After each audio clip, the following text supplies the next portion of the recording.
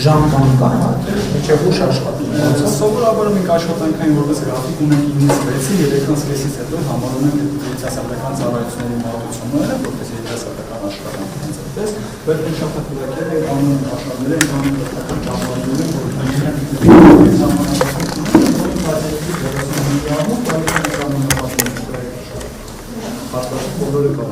Զբաղվում ենք վայրի բնության պահպանության, կոնկրետ սա մեր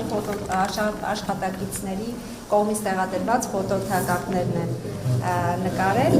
որքանով է երեխաների մասնակցությունը ՀԿ-ն կոնկրետ ունի իր աշխատակարգը, բայց ունենք նաև երիտասարդական ակումբ։